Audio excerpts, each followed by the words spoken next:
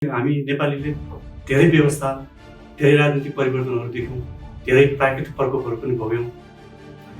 राणा नराम्रो भनेर राणा व्यवस्था फाले, पञ्चायत नराम्रो भनेर पञ्चायत व्यवस्था फाले, जनयुद्ध सुरु भयो। बौद्धल व्यवस्थाले त्यसको हिर्गम छैन भनेर जनयुद्ध सुरु भयो। जनयुद्धले पनि अहिले आएर फेरि देशकै हित विपरीत काम गर्यो। अहिले जुन अब गणतन्त्र आयो नि त नेपालमा, गणतन्त्र आएपछि पनि देशको हित विपरीत काम भयो। यिनीहरू सब विदेशीबाट सञ्चालित गाइने भाडाका टक्टु हुन्छ नि, यिनीहरू यस्तो हो। यिनीहरूलाई केही छैन भने भोलि देश बेसीको होस्, भोलि देश डुबोस्, अरू राष्ट्रले आएर यहाँ चाहिँ सामरिक नेपाल त भन्ने हो भने अब विदेशीको सामरिक स्तर भइसक्यो। घर घरमा जन्मिया साथ एमाले काङ्ग्रेस भएर जन्मिन्छ, लापरवाह भएर जन्मिन्छ। अब विकल्प के त? हाम्रा युवाहरूले हेरेर त्यो संसद भवनमा त्यो देशका दलाल गद्दार यो भाटकटको गाइनेहरू होइन, हामी जस्तो सचेत युवाहरू त्यसको लागि केही गर्छौँ भन्ने युवाहरू गएर नीति निर्माण गरेर त्यहाँ के गर्छन्? अब हामीले टिभीमा देखेको हो, त्यसरी गुरखुट्टा लाउँछन्, त्यसरी चाहिँ निराहरूले बस्छन्, कोही कालो सुँगाएर बसिया हुन्छ, कोही चाहिँ चिसो खाएर बसिया हुन्छ, गलल्ल हाँसिया छ, हाई काटेर बसिया छ। अरू देशमा भए मृत्युदण्ड दिन्छ, हामी नेपालमा त त्यो छैन। रामाले राखेको मृत्युदण्ड संसारको सबैभन्दा ठुलो मानवाधिकार प्रजातन्त्रको दुहाइदिने अमेरिका बेलायतमा यहाँको सिकेर त्यो देश त्यहाँ पुर्याएछ कि हामी त्यहाँ भएको यो मृत्युदण्डको प्रावधान हटाएर मनमौजी गर्नलाई चाहिँ यिनीहरूले यस्तो गरेको। सचेत हूँ। जय सचेत नेपाली, जय सचेत नेपाली, जय सचेत नेपाली, जय सचेत नेपाली। 27 गते शनिबार 2 बजे माइतीघर मण्डला जाऊँ। जय सचेत नेपाली, जय सचेत नेपाली। असार 27 गते शनिबार 2 बजे माइतीघर मण्डला जाउँ। देश बिचुवा इन्डियन दलाल र भ्रष्ट नेता विरुद्ध युद्धको घोषणा सभा। इन्डियन सेना कालापानी छोड, कालापानी छोड, कालापानी छोड। राजन कार्कीज्यूलाई हाम्रो बैठकका एजेन्डाहरू 27 गते शनिबार हुने र्याली तथा कोण सभा साथसाथै अभियानका रणनीतिहरूको बारेमा प्रकाश पार्नु म अनुरोध गर्दछु। नमस्कार, मेरो नाम राजन कार्की हो। मेरो घर पक्टुको सुनार भन्ने ठाउँमा पर्छ। म यहीँको काठे भन्छ नामलाई।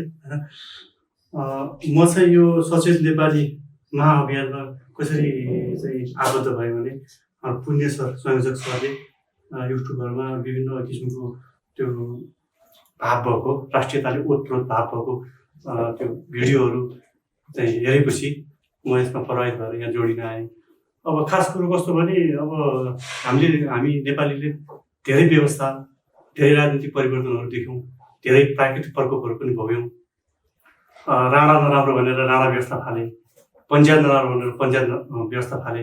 46 सालमा बौद्धल व्यवस्था आयो, बौद्धली व्यवस्थाले देशलाई हित गर्न सकेन भनेर बौद्धली व्यवस्था फाले। त्यसबाट फेरि जनयुद्ध सुरु भयो। बौद्धल व्यवस्थाले त्यसको हिर्गम छैन भनेर जनयुद्ध सुरु भयो। जनयुद्धले पनि अहिले आएर फेरि देशकै हित विपरीत काम गर्यो। अहिले जुन अब गणतन्त्र आयो नि त नेपालमा, गणतन्त्र आएपछि पनि देशको हित विपरीत काम भयो भनेर हामीले अब भनिराखेका मात्रै देखियो। र यसको लागि अब विकल्प के त? एउटा राजनीतिक विकल्प के? देशलाई समृद्धि गर्ने र देशलाई अन्तर्राष्ट्रिय मापदण्डमा पुर्याउने कसरी त भनेर भन्दाखेरि अब हामी युवाहरू, अब यो जम्मै युवाहरूको काममा आइसक्यो यो जिम्मेवारी। अब जति छ यहाँका राजनीतिक कर्मीहरू, यहाँ पार्टीहरू, कथित प्रजातन्त्र मानवाधिकारका यी पार्टीहरू जति छन्, यिनीहरू सबै विदेशीबाट चलिरहेका रहेछन्। अहिले यो ध्रुव सत्य भइसक्यो।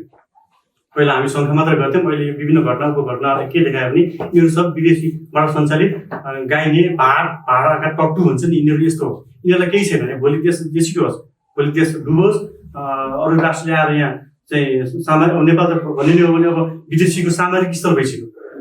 यो अब चाइना र भारतलाई टुक्राउनलाई हुन त भारतले खाने खाल्डो हो, यो भारत आफै पर्छ, यसमा भारत आफै पर्छ। त्यो भएको हुनाले अब हामीले के गर्नु पर्यो भने सबै युवा मिलेर अब यो विकृति, राजनीतिक विकृतिलाई नयाँ जोस र जाँगरका साथ, नयाँ उद्देश्यका साथ, नयाँ विचार र विमर्शका साथ सारा नेपालीहरूलाई आबद्ध गराएर उयो राजनीति होइन कि सेवा नीति भने जस्तो हिसाबले गएर चाहिँ तमाम अब अहिले कस्तो छ भने तपाईँको हरेक ठाउँमा, गाउँमा, अब स्थानीय निकायमा जानु, त्यहाँ सबै राजनीतिक पार्टीले जरा गाडिसकेका छ। प्रत्येक त्यो घर घरमा जन्मिया साथ एमाले काङ्ग्रेस भएर जन्मिन्छ, लापरवाह भएर जन्मिन्छ, अरू पार्टी भएर जन्मिन्छ। अब त्यस्तो अवस्थामा त्यो जनतालाई जागरण गराउनलाई हाम्रो एकदम ठुलो कुरा नै त्यही छ। त्यो मान्छेहरू बुझ्दैनन् अहिले। उनीहरूले के भन्छ भने पार्टीहरूले अलिअलि दिएको छ, कतै एउटा समितिमा राखेको छ, कतै योजनामा राखेको छ, कतै के छ, 2 पैसा दिएर खानु पाउँछ। खाना पाएपछि खाइपी मोज गर्ने अर्का घरमा, सुत्ने बेला आफ्नै घरमा, आरामले सुत्ने बेला आफ्नै घरमा भने जस्तो त्यसरी चाहिँ उनीहरूले त्यो चलाइरहेको छ। त्यहाँ कुनै चाहिँ राम्रो योजना भएको छैन। एउटा सानो नानी खन्नु पऱ्यो भने पनि पार्टीगत विवाद आएर झगडा र त्यो लफडा मात्रै हुन्छ। त्यस्तो गरेर यिनीहरूले देश डुबाउन लागेका छन्।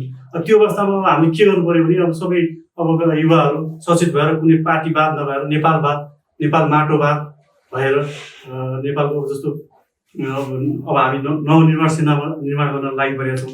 यो नवनिर्माण सेनामा सबैलाई सामेल गराएर लिएर जान सक्यो भने यी यस्ता दलाली भाडाका टट्टु गाइनेहरूलाई चाहिँ हामीले परास्त गर्न सक्छौँ। त्यसको लागि हामी सबै हातमा राखी हातेमाल गरेर होइन कुनै बादको चाहिँ पार्टीको त बादको झन्डा नभइकन राष्ट्रिय झन्डा माथि शिरमा राखेर कफन बाँधेर हामी अबको लडाइँमा चाहिँ मोर्चाबन्दी गर्नुपर्ने अति आवश्यक भइसकेको छ। यसको लागि चाहिँ अब त्यही हो, सबै नेपाली युवाहरूलाई म यसै कार्यक्रम मार्फत अब सचेत नेपाली म सचेत नेपाली नवनिर्माण सेनाको चाहिँ सबै नेपाली नागरिकहरू, राष्ट्रभक्त युवाहरू कुनै वाद र प्रतिवाद नगरिकन यसमा जोडिन म यसै कार्यक्रमबाट आह्वान गर्न चाहन्छु। र अब पर्सि यही असार 27 गते कति बजी छ? 2 बजी अब माइतीघर मण्डलामा मार्च पास गरेर संसद भवनसम्म गएर त्यो संसदमा हाम्रा युवाहरूले हेरेर त्यो संसद भवनमा त्यो देशका दलाल गद्दार यो भाट टट्टु गाइनेहरू होइन, हामी जस्ता सचेत युवाहरू त्यसको लागि केही गर्छौँ भन्ने युवाहरू गएर नीति निर्माण गरेर त्यहाँ के गर्छन्? अब हामीले टिभीमा देखेको हो, यसरी बुढ्कुटो लाउँछन्, यसरी चाहिँ निधाएर चाहिँ बस्छन्, कोही कालो सुलाएर बसिया हुन्छ, कोही चाहिँ चिसो खाएर बसिया हुन्छ, गलल्ल हाँसिया छ, हाई काटेर बसिया छ। अरू देशमा भए मृत्युदण्ड दिइसक्यो, हामी नेपालमा त त्यो छैन। राणाले राखे मृत्युदण्ड संसारको सबैभन्दा ठुलो मानव अधिकार प्रजातन्त्रको दुहाई दिने अमेरिका र बेलायतमा यहाँको सिकेर त्यो देश त्यहाँ पुर्याइछ कि हामी त्यहाँ भएको यो मृत्युदण्डको प्रावधान हटाएर मनमौजी गर्नलाई चाहिँ यिनीहरूले यस्तो गरेको। यो कुरा हामी नागरिकहरूले बुझेकै छैनौँ। अहिले तपाईँको चाहिँ बलात्कारका घटना, दुनियाँ दिवाना बढ्नु, जति अपराधहरू श्रृङ्खलाबद्ध अपराधहरू बढिरहेका छन्, यो कारण त्यही हो। नेपालमा कानुनै छैन। कानुन भनेको कुरो कस्तो भने हजुरको जो कमजोर छ, जो चाहिँ अलिकति राज्यबाट निरै छ, बलियाले शक्ति भएको मान्छेले त्यो निरहलाई गोठालोले लट्ठी लिएर गाई दबाएको भैँसी दबाएको जस्तो धपाउनलाई बनाएको कानुन हो। बलियाको लागि त कानुनै छैन नेपालमा छ र हामीले घटनाक्रम देखिरहेका छौँ। त्यस कारणले अब हामी सबै यसबाट जोडिएर यो हाम्रो सचेत नेपाली म सचेत नेपाली नवनिर्माण सेना महाअभियानमा लागेर सबै जनजागरण गाउँसम्म पुगेर बिस्तारै गयो भने अहिले नहोला भोलि नहोला तर असम्भव भन्ने चाहिँ छैन। निश्चित रूपमा यो सफलतातिर नै उन्मुख छ जस्तो लाग्छ मलाई। यति भन्दै म आफ्नो पहिलो अवधारमा त्यति भाषण गरेको मान्छे त होइन, लेख्न चाहिँ अलिअलि लेख्छु, आर्टिकलहरू लेख्छु, तर म बोल्ने चाहिँ म त्यति बोलिराख्ने चाहिँ होइन। अब बिस्तारै पानी पार्दै राम्रो बोल्नुभयो। त्यसको लागि सबैलाई एकचोटि पुनः नमस्कार गर्दै धन्यवाद राजन कार्कीज्यूलाई, धेरै धन्यवाद। 27 गते शनिबार 2 बजे माइतीघर मण्डला जाउँ। जय सचेत नेपाली। हे वीर नेपालीहरू हो, कायर बनेर इन्डियाको गुलाम बन्नुभन्दा मर्नु निको। असार 27 गते शनिबार 2 बजे माइतीघर मण्डला जाउँ। देश बेचुवा इन्डियन दलाल र भ्रष्ट नेता विरुद्ध युद्धको घोषणा सभा। हामी गर्जिन्छौँ यसरी। इन्डियन सेना कालापानी छोड, सशस्त्र प्रहरी सिमानामा रोक, नेपाल आर्मी कालापानीमा ठोक। यो देशका युवाहरू अब छुटेनौँ भने यो देशको भूमि मात्र कब्जा हुने होइन, अब यो देशलाई सिक्किमीकरणको दिशामा लगिएको छ। यसलाई सिक्किम बनाउने पुरा प्रपञ्च गरिएको छ र चाँडै नै यो दुर्गति हामीले भोग्नेछौँ। र आज कश्मीरमा जसरी इन्डियन सेनाले त्यहाँका छोरीचेलीहरूलाई बलात्कार गरिरहेको छ, हाम्रो लिम्पियाधुरा, कालापानी र लिपुलेकमा जसरी अहिले बुट बजारिरहेको छ, त्यसरी नै इन्डियन सेना काठमाडौँमा आइपुग्नेछ। अनि हाम्रो हालत अहिले हामीलाई जुलाइरहेको छ। उसले कसैलाई जनजाति भनेको छ, कसैलाई मधेसको छोरो भनेर उडाउन खोजिरहेको छ, कसैलाई दलित भनिरहेको छ, यो त चुच्चे बाहुन हो भनिरहेको छ, हामीलाई विभाजन गरिरहेको छ। यो हामीलाई पहिला लाग्थ्यो पश्चिमले यसो गरिरहेको होला, तर होइन, यो सब इन्डियनहरूको खेल हो। यिनीहरूले यो नियत बध गरिरहेका छन् र हामीलाई जुलाएर यहाँ आफ्नो अधिकार स्थापित गर्न खोजिरहेका छन्। राजनीतिक अधिकार नदे, भ्रष्टाचारी इन्डियाको दादागिरी विरुद्ध विशाल प्रदर्शन तथा मोटरसाइकल र्यालीमा सहभागी बनाऊ। असार 27 गते शनिबार 2 बजे माइतीघर मण्डला जाउँ। आयोजक सचेत नेपाली पार्टी। भारतले जे नेपालमा गरे पनि भारत दुईटा कुरा नेपालमा गर्न चाहँदैन। पहिलो कुरा नेपालको सेनालाई सशक्त पार्न हुन दिन चाहँदैन भारत। दोस्रो, हामीलाई समुद्रसम्मको मार्ग कुनै पनि हालतमा दिन चाहँदैन भारत। अब इन्डियाले कुनै पनि बेला राष्ट्रपतिमाथि आक्रमण गर्न सक्छ। हाम्रा कोही राष्ट्रवादी मारिन्छ, जस्तो हाम्रा प्रधानमन्त्रीमाथि आक्रमण गरियो भने हामीले मोदीलाई मार्न सक्नु पर्यो। अब हामीले उहाँ पनि हान्न सक्नु पर्यो। हाम्रो देशको विरुद्धमा जाने इन्डियामा जो छन् ती सबलाई मार्नु पर्यो हामीले पनि। नुन तेल भनेर सधैँ जनतालाई त्रास देखाएर नराख। जनतालाई सधैँ नुन तेलको समस्या पर्छ भनेर यो डर देखाएर तिमी आफ्नो यो स्वतन्त्रता गुम्न आँटेको बेला त्यसरी बोल्नको लागि रोकेर नराख। यो मेरो भनाइ हो। आज माधव नेपालका भक्तहरू आज पनि भक्त छन्। त्यो महाकाली सन्धि जुन राष्ट्रघाती सन्धि भयो, त्यत्रो सन्धि गरेकोमा उनलाई सजाय हुनु पर्थ्यो। आज यिनी त जेल। बाबुराम र माधव नेपाल भनेका यो देशका भयानक प्लेन्डुबे हुन् र यिनीहरू यो देशको लागि भयानक खतरा हुन्। र त्यही लाइनका मान्छे हुन् भीमराव। यो देशको सार्वभौम सत्ता जोगाउने हो भने यो देशको सेना शक्तिशाली हुनुपर्छ र यो देशको किसान शक्तिशाली हुनुपर्छ। यी दुई कुरालाई जब हामी शक्तिशाली बनाउँछौँ तब मात्र यो देशको सार्वभौम सत्ता जोगिन्छ भन्ने हाम्रो मान्यता हो। अहिले त म के सुझाव दिन्छु भने सरकारलाई अहिले यो एमसिसीको चक्कर छोड्नुहोस्। बरु अमेरिकालाई भन्नुहोस् यो एमसिसीको सट्टा हामी पनि त्यति नै पैसा थप्छौँ, हामीलाई वेपन्स दिउँ। हामी मर्दैनौँ। एउटा कुरा, हामी मार्ने जाति हौँ।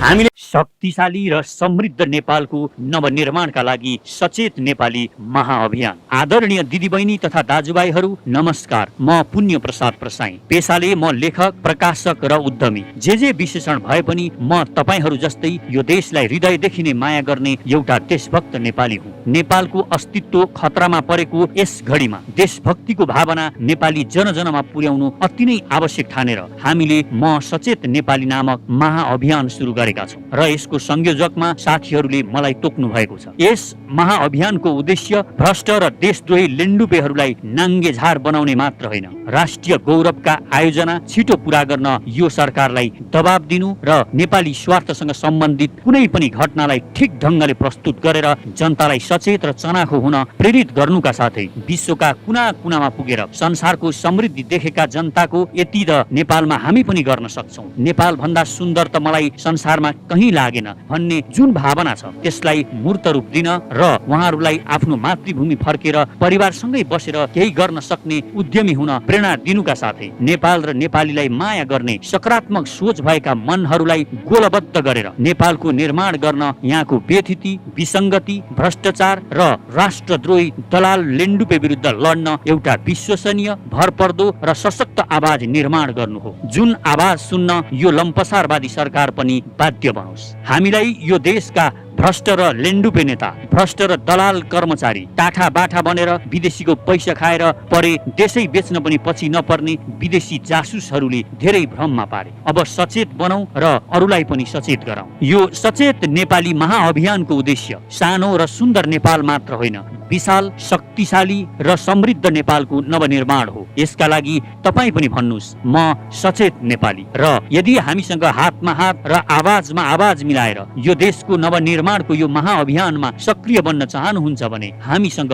जोडिनुहोस्। यसका लागि कमेन्टमा म सचेत नेपाली लेखेर आफ्नो इमेल आइडी लेख्नुहोला। साथै हाम्रो ट्विटर ह्यान्डल म सचेत नेपालीलाई फलो गर्नुहुन र म सचेत नेपाली नामको फेसबुक पेज लाइक गर्नुहुन पनि हार्दिक अनुरोध गर्दछु। आउनुहोस् मिलेर नेपालको नवनिर्माण गरौँ, एकै स्वरमा भनौँ म सचेत नेपाली, मेरो देश म आफै बनाउँछु। म आफ्नो प्यारो मातृभूमि नेपाल र नेपाली जनताको सेवामा मन, वचन र कर्मले समर्पित रहनेछु। देश र जनतालाई कहिल्यै धोका दिने छैन र धोका दिने गद्दारहरूलाई म छोड्ने पनि छैन। धन्यवाद।